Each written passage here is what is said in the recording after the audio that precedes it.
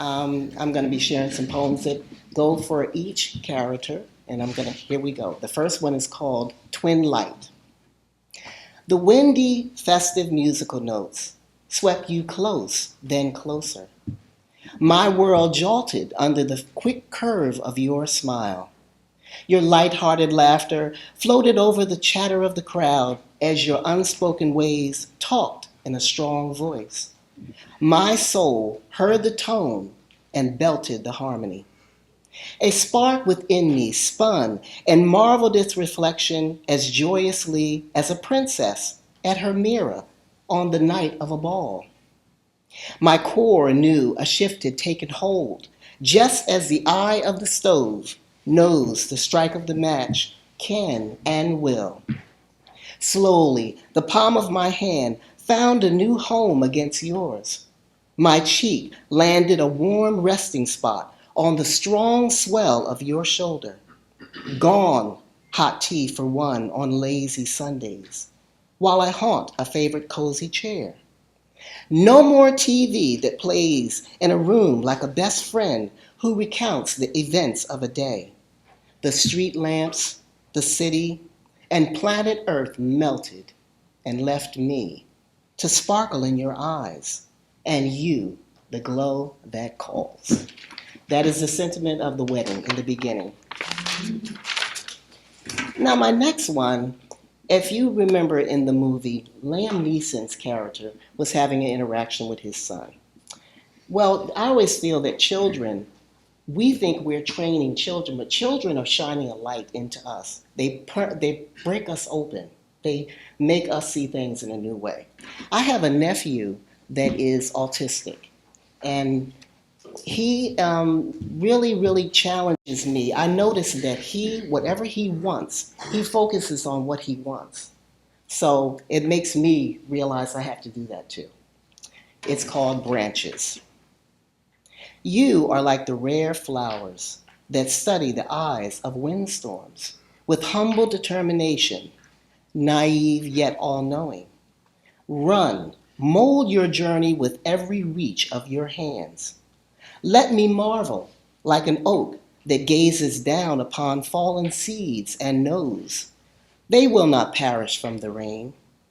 My quiet acceptance releases you to live your path where unguided moves allow you to steer yourself into a deeper destination. You are a perfect puzzle of beauty, hope, stumbles, and surprises. New questions are for you to chase until the answers glow, dance, and sing before you. Thank you. Also in the movie, there was an incident with Billy Bob Thornton's character. And I really related to what happened with him with the young lady. When I was in my early 20s, I was working for a very large company. And I was situated in a place that was down the hall from one of three vice presidents. One day, this vice president sent his secretary over to ask me if I wanted to go out for a drink. And I was like, no, I don't drink, okay? And so then she says, oh, okay. Then she goes away. She comes back a few minutes later, and she says, he wants me to ask you, you don't drink champagne, you don't drink wine, you don't want to go out for a drink? And I was like, I don't drink, and she was really aggravated that he was sending her to do this in the middle of the office. So this next one is called Quake, because what I realize is that sometimes when you look at the power, the difference in power, him being a vice president and me being in my early 20s and him being, I think he was in his early 50s, you're someone who is selected for that, okay? Quake. His expression is all drum, tired of the beat. He is fanged angel, limp with hunger, half past 46, when his story collides 120 miles an hour with Miss 23 any day now, fashionista. A landmine in high heels, red blouse, and raw uncertainty on her sleeve. She is about as safe as lettuce at a salad bar. He is all shark on her new blood. For him, restraint is just so last season. My next one has to do with the sentiment of infidelity, which you see that in several places in the film. And this one is called The Cost of Knowing. You can't take everyone's confusion on and wear it. Don't ask so many questions. The answers may surprise you in a bad way. Sylvia's grandfather barked down at her as he held her hand on a walk home from school when she was 6 years old. They may indeed, she whispered softly to herself, age 43. On this cool early autumn day, she remembered that childhood moment while seated like a cat ready to pounce at the edge of her bed in bra and panties, with a tan-colored bedsheet loosely tangled around her. The sound of the water assured her that her husband Aaron was still in the shower. Finally, a moment to spy at the call history on his phone. To look was to question. She wished that she had not looked and didn't know he was, once again, calling that woman almost every day. Sylvia ached so bad that her hands trembled. She let the phone go and it slipped down the side of the covers and into the floor. She didn't know which part was worse, the bitter taste or the texture of betrayal. This was her second attempt at happily ever after. Her first marriage of 4 years had ended over, you guessed it, infidelity. Does anyone marry and not cheat? After all of the talks and all of his promises, she once hoped their couple's therapy had worked wonders and ended his tryst, but knew what this new information meant for their 14-year union. Gripped by fear at the idea of another divorce, her heart pounded as she suddenly jumped up, raced to put on her oversized sweater, sneakers, and blue jeans.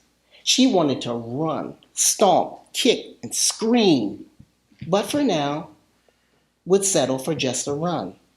A chance to pull herself together, flee the anguish momentarily, and dash through nature. Old trees, life that had planted itself, pushed down deep roots, and was happy in their spot.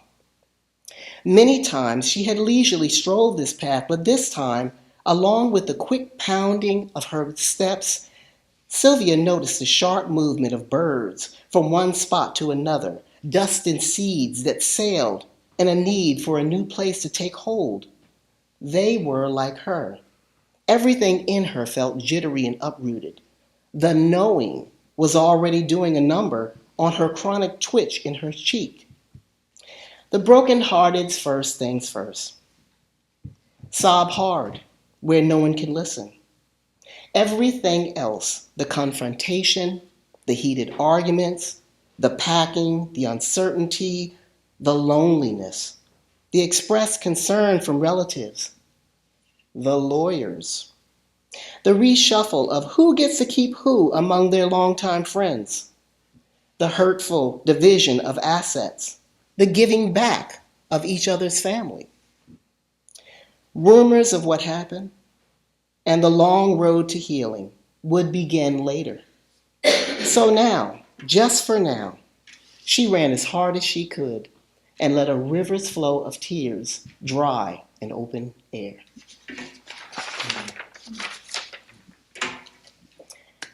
Lastly, this is my last piece for you. There is something about love, and this poem is called Something About Love. In Love, actually, I felt that it showed so many different angles of love. It showed black men and white men in relationships where they were friends, longtime friends. It showed parents with children and the thorns that naturally come up as human, you know. So this is Something About Love. There is something about love. It can sit so strange at odd angles in one's heart. Love can holler unexpectedly through an emotional silence. Love can appear to evaporate, then rain down on one's existence. Love can step from the deep end of a pool that appeared to be a dry curb. Love can shove your shoulder, it can bump from behind, or it can hit head on in life's traffic. There's something about its tender elbow. Its scent can hang in the air like lavender that bloomed while we were looking in another direction, to remind us that life is good. Life is worth it. I thank you. I thank you so very much. Thank you, Beverly.